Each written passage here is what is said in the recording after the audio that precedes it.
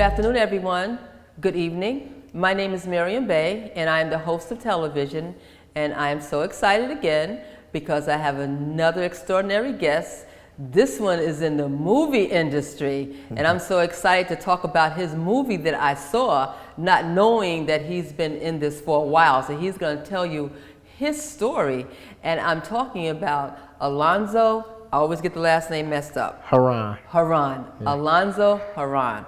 I saw his movie. It was last month. Yes. August. Yes. And it was called The Furious Three. The Fearless Three. The Fearless Three. Yes. And that was a martial arts movie. Yes. Right. Yes. And what I like about it is that I love the actors. The actors, they were all good. Even the ones who were the seasoned actors that you had in there. Thank you. All of them were excellent, and the movie itself, it was intriguing, exciting, it was sensual, you know, it was mysterious, and more important for me, you know what it was for me, more importantly, with all of that going on, what I loved about it after we got into the movie and what it was all about, it was spiritual. And that's what I got out of it, especially with the relationship with Sky. Okay. And her father. Yes. And why they were doing what they were doing because of legacy. Yes. And so I want you to tell the audience about the movie and why you decided to make that movie here in Newark, New Jersey. And a lot of the actors who were in the movie was also from Newark, New Jersey. Yes, yes. And as I'm looking at the screen and everything, the movie, I'm saying, I said, that's so-and-so, that's it. Oh, okay. This was really done in Newark. Yes. Newark, absolutely. New Jersey. Yes. Well, you want to tell the audience something about yourself? Yes. Well, again, you introduced myself, Alonzo Herran. I'm a junior. My father's a senior. I was born and raised here in Newark. Grew up down on Dayton Street, and then Stephen Crane, and then we moved out of Newark for a while. I moved out to Springfield, New Jersey, and then I came back after I graduated high school. Okay. Basically, I got into the film business around 2013, and I just developed a passion for it. I believe everyone have a story to tell. Yes. It's all about how you tell your story. Right. And The Fearless Three is my 8th project.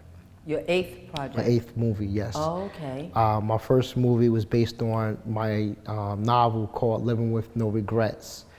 And that story was basically about 4 guys growing up in the projects, but then want to all become a statistic. You had 2 that we lost to drug violence. One wanted to become a cop, and one wanted to become a politician. So the message of the story is basically that no matter where you come from, what struggles you're going through, there's always opportunities for you. You have to believe in yourself and keep yourself pushing. Yes. So like I said, I kept going because that was my passion. I got behind the camera, I started doing a little acting, and because you're in this movie. Yes. You're Sky's father. Yes. But when we first started back then, I really was just looking to produce. I wasn't looking to act. And people around me would say, "Listen, give it a try. You never know, and you believe in yourself." And I just started doing it, and I just started liking it. And The Fearless Three is a trilogy. It was The Fearless One. And then my background also was martial arts. My father was a karate instructor. He had several karate schools in Newark and outside of Newark. Okay. And he was, growing up, his days was the guardian angels. And so I wanted to put a little of that background in here because we got, The guardian angels in New York? Yeah, but it was in Newark too as well. Oh, that's okay. Yeah. Okay. It was a guy named Frankie Melvin who got killed, the guardian angel down on Dayton Street. And he was a big martial artist for the city and in New York. But it was just that as I was growing up, karate was our escape. That was our way of discipline. When you wasn't getting it at home, you was getting it in school, and it taught us how to carry ourselves and, self-discipline and, not to engage and be a little different than falling by the wayside, as we should say. So I always wanted to do a film about martial arts, and then we went into The Fearless 2.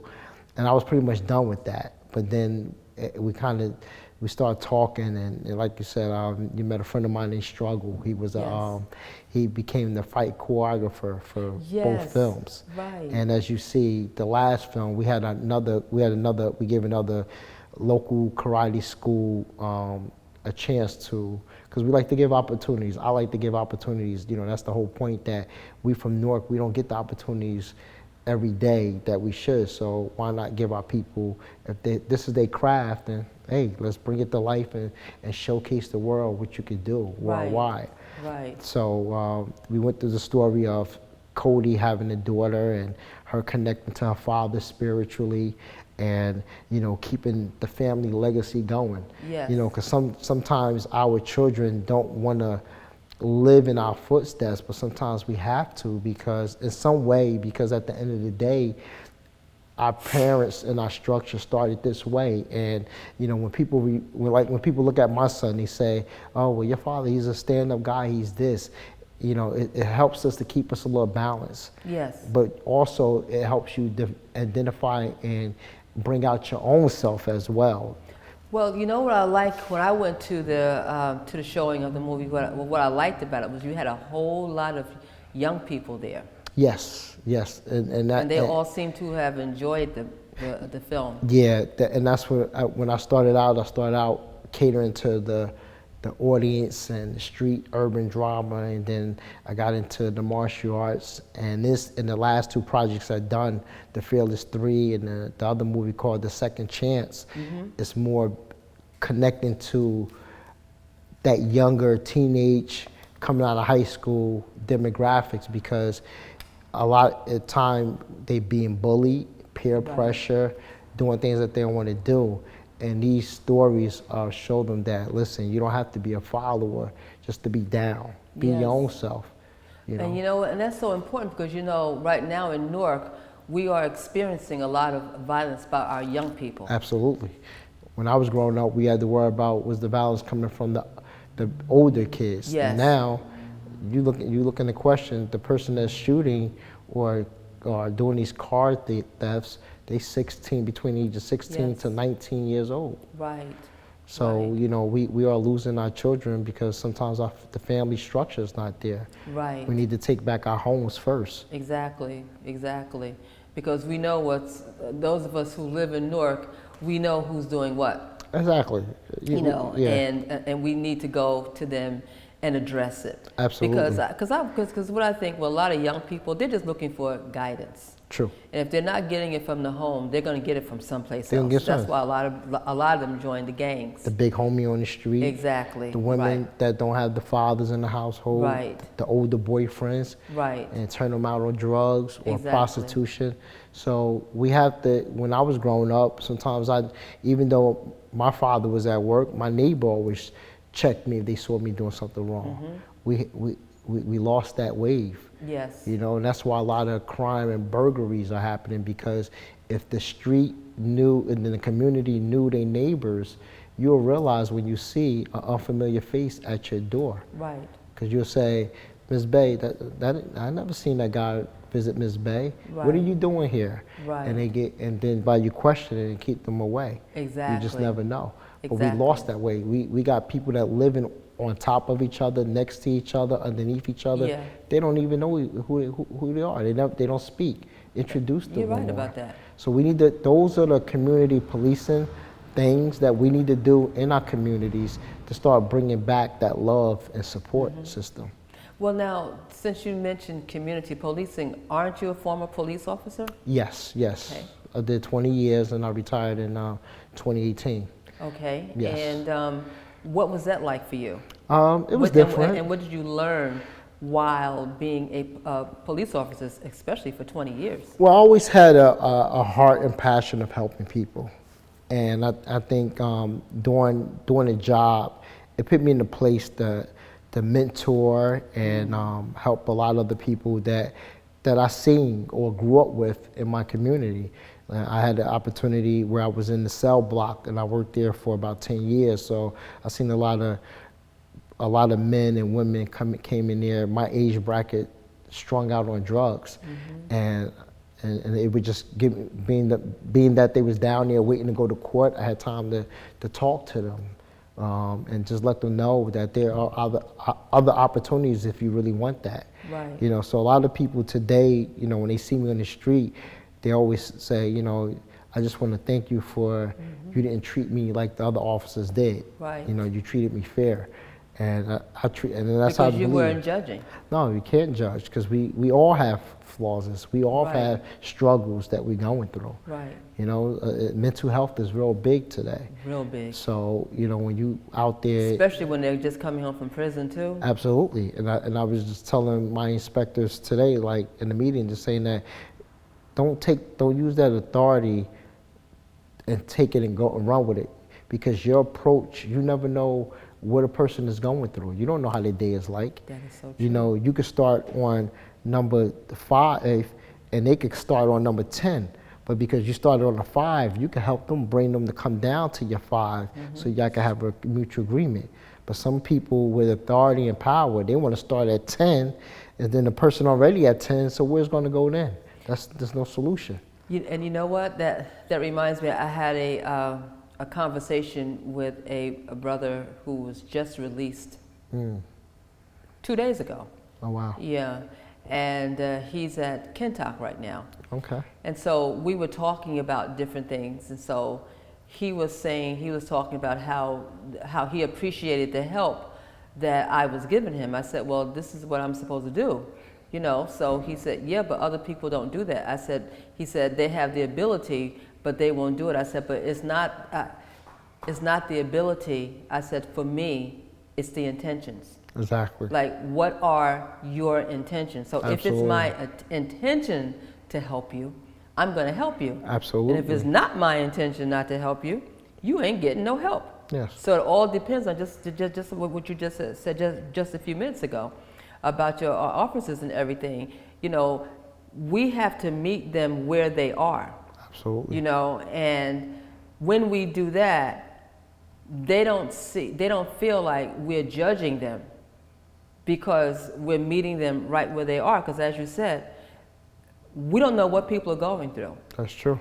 And they don't know what we're going through. Absolutely. You know, and so as a staff that's working with these brothers and sisters who are behind the walls and everything, what I've noticed with some staff, as you're saying, with the authority, they use their badge as an authority to control the brothers and sisters who are inside, as opposed to helping. Because I think if we were to really help the brothers and sisters on the inside, we could make a change overnight. Absolutely. You know, because of the love that we have, or the empathy that we have for them on the inside. Because I remember I had a gang member that was on my caseload when I was working inside, and he was a high-ranking gang member.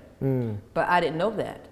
You know, and so when he came to me to tell me what was going on, I went to the director to let the director know what was going on. So he said, Miss Bay, we got to bring him, let's put him on another tier. So I said, okay. So I went, got him and everything, and then I told him that an incident had just occurred where there were some brothers there who wanted to off him. So then he said, now we got to get him out of the building. So we got him out of the building. So as you know, we got to do a report. So I did the report.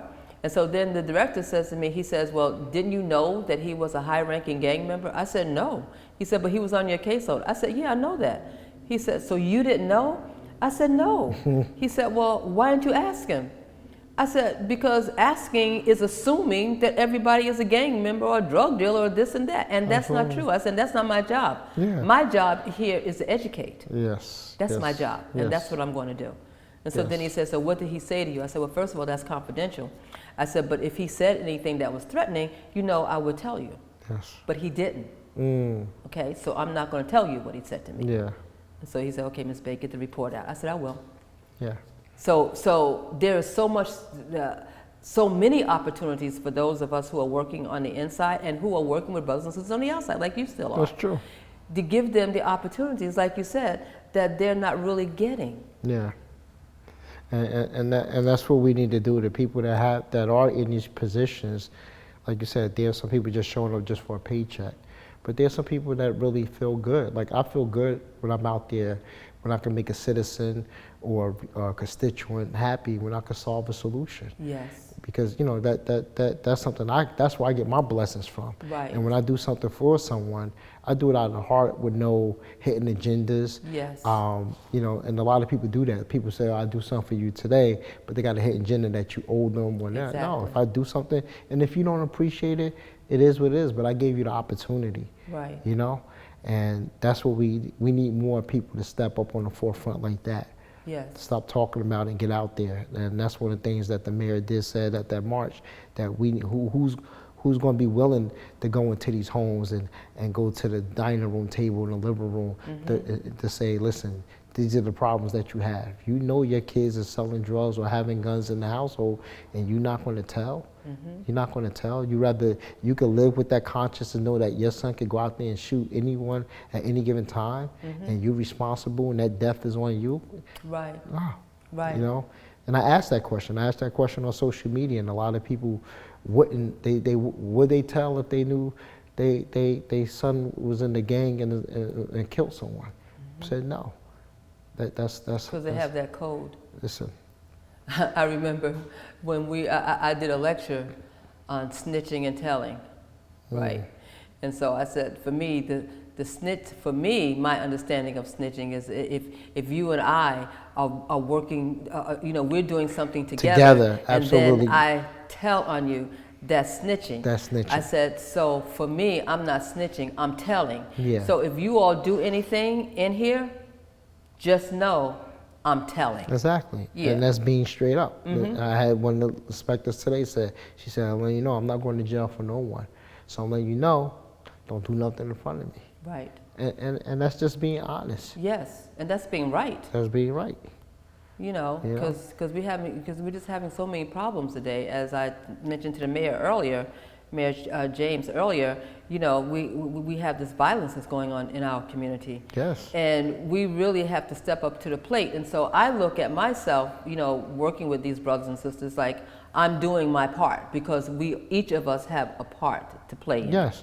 And if more of the adult, what you want to call them, homies, or the city, this hood celebrities, to come out and really tell these guys, it ain't cool. Right. It's not cool doing a crime, taking another person's life, and then you got to live the rest of your life being told where you sleep, where you eat, how you shower. Right. Then you got to watch your back 24 hours because you either going to be connected, you're going to have to join some gang. Right. And those different gangs, if you're a blood, Crip, the Aryans, they go out. Yeah. So you're gonna always have to be on the defense of yourself. And you're around hundreds or maybe thousands of people, mental illness, people that wasn't loved, who've been abused mentally, physical. So at any given time, that person can snap. Can snap unless they find peace within themselves, unless they have representatives like yourself that they look forward to coming to visit them and talk to them, because someone would just need to be vented. Somebody just needs somebody to tell them that they need to be loved, or showing another opportunity that just life is not over. Right. And this is hopefully, like you said, the brother came home the other day. This is his second chance. Yes, and now he wants to get it right this time. Exactly. So they just need someone who's going to guide them. Exactly. It's hard. It's easy to tell a person don't sell drugs no more, but there's no solution for them. What's the solution? What's the solution? Right. Because when you're talking to somebody that pretty much, if they know how to hustle, and they got no food coming in, and they got children, what do you think they're gonna do? They're gonna go rob somebody to get a quick $20 or $50. That's right. Yes. So I think one of the key things that you just mentioned is really talking to them, because a lot of times they just want someone to talk to. Yeah, the mayor, he does the men's meeting, but I'm so meeting out. I'm gonna say I'm so meeting out because even when I was on the councilman, we would have these community meetings and they're talking about the neighborhoods, and I used to say, well, we just take a day. It's 20 of us. We just take a radius of blocks and knock on some doors. Introduce ourselves, bring them to the meeting so they can know that this is Miss Bay that live at 20, and this is Mrs. Jordan that live at 25. Introduce them, let them know, Right. exchange numbers, Right. and then and stuff like that. We need that because the people in the blocks do not know each other. That's true. That is true. Well, there are definitely some solutions, and it's like you're part of the solution. Yes, because I like want to be a with- part of the solution. I want to be more a part of the solution. Yeah, because with your movie, you're hiring people from Newark. Yes, absolutely. Absolutely. Bringing people from outside of Newark to come to Newark to see our city. Yeah. You know, to show what we do here. The city gets overlooked. And just saying New Jersey, we get overlooked so much.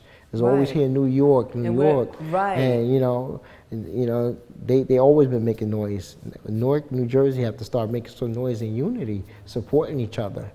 Right. You know, look at Chicago. They up there now. They doing it there. Yeah. DC, Detroit. They Yes. on the movie screens doing things. They Right. supporting each other. Right, We have to right. get back and stop. Oh, because this one is in power, this one jealousy. Listen, he's an opportunity for us to open up the bigger doors. Exactly. You know? So what is the bigger door for you? For me? Like with this movie that you just done? Lionsgate. Okay. I've been trying to meet with personally. I've been trying to meet with Queen Latifah myself for years. Okay. You know, hopefully within this 24 hours apiece, I get to talk to her. Right. Like I said, my work showcase for itself. It speaks Yes, for itself. it So, does. It's excellent. if she could see a trailer or Right. just this, an introduction. Right. You know, that's what bothers me, because a small introduction to someone coming from somebody reputable when you in the circle, Yes. it's so easy to do. Right. Right. I executive produce and put out 10 films, and pretty honestly, probably the only filmmaker that put out more movies out here in Newark and shot in Newark. And like I said, for me, even when I heard about Lionsgate, I had to hear about it from a phone call Yeah. from out of state. Right. When I'm right. here. Yes. Yes. Yeah. I had to hear about it from the newspaper. And I work in City Hall. Right. Exactly. You know? And I work for the city too. I got a film festival in Newark that I'm not, I hate to say it, but I didn't get a call to be a part of it. Or orchestrate it, help Right. be involved. Right. Why not? Right, right. You But know? you know what I think though, Alonzo? I think because I believe the reason why, like for example, the reason why I started television, right? I wanted people to tell their stories. So when people hear our stories, they can say, oh, well, Alonzo, he's a film producer. You know, Exactly. if he is that, I can do that too. Absolutely. And so what you're doing is living your purpose.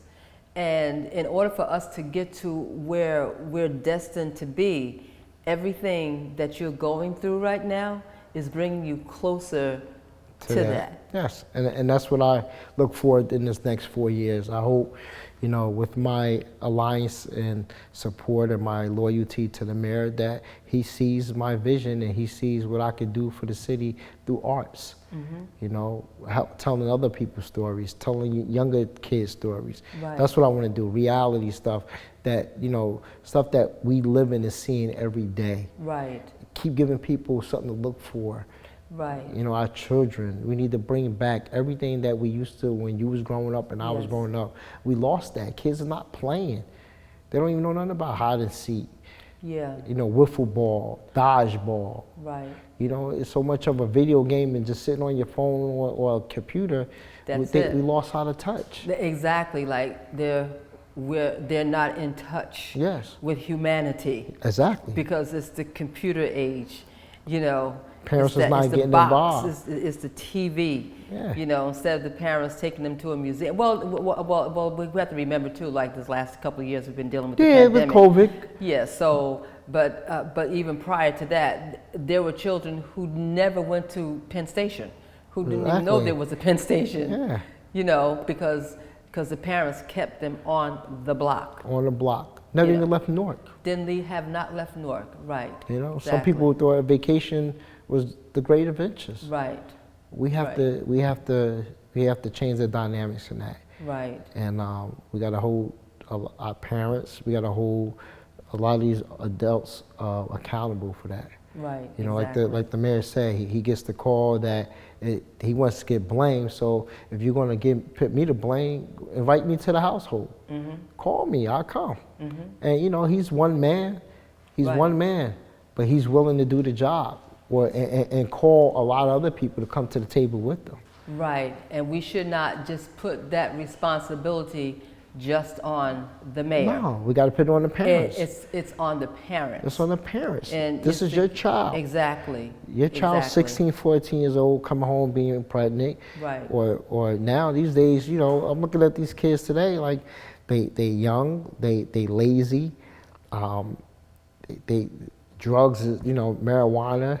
But you got to look at what's going on in their lives too. True. Because, Absolutely. Because I see them and I talk to them as well. And then once they, like one of the biggest issues that we have here in the city of Newark is homelessness. Absolutely. Especially when brothers and sisters come home from prison, they don't have no place to go. No place to go. You know, nothing to eat. and these shelters that some of these shelters I wouldn't recommend anyone, you know, to go to because of everything that's going on inside these shelters, you know. That we got to crack down on that. Exactly. These are government funds that you're getting. Exactly. It should be a process. You come home, you're allowed to stay in the shelter it should be a progression stage where you're in the shelter for 3 to 4 weeks. After that 4 weeks, you are they help you get an apartment, a job should be in place, Right, you know, some type of training, and then you out of there. Right. When you let these people stay in the shelter, been there 4 or 5 months, Exactly. they comfortable. Exactly. And You on know? that note, I'm gonna have to close it, you know. Of course. But you have been wonderful, and I'm so No, it's so been an thankful. honor. I am so glad to be here Yes. and to help and tell the story. And I just want to keep it going. Yes, and I want you to keep it going because your movies are fantastic. Thank you. I appreciate and that. like I said, it was my first time seeing that movie, and I enjoyed it so much. Yes. The Furious Three. The Fearless Three. The Fearless Three. The whole Fearless gimmick Three. is for people to be fearless. Yes. Be fearless. We want our children to be fearless. Yes, yes. I want to thank you for joining us today. My name is Maryam Bey, and my guest today has been Mr. Alonzo Herran, Yes. who is the CEO The CEO of Royal Family Films. for what family films? Royal Family Films. For Royal Family Films, and his recent movie is, The Fearless Three. and they can go online to, We still shopping it around, so Okay. it'd be somewhere soon online. okay, well you can just Google The Furious Three. Thank you very much and have a wonderful day.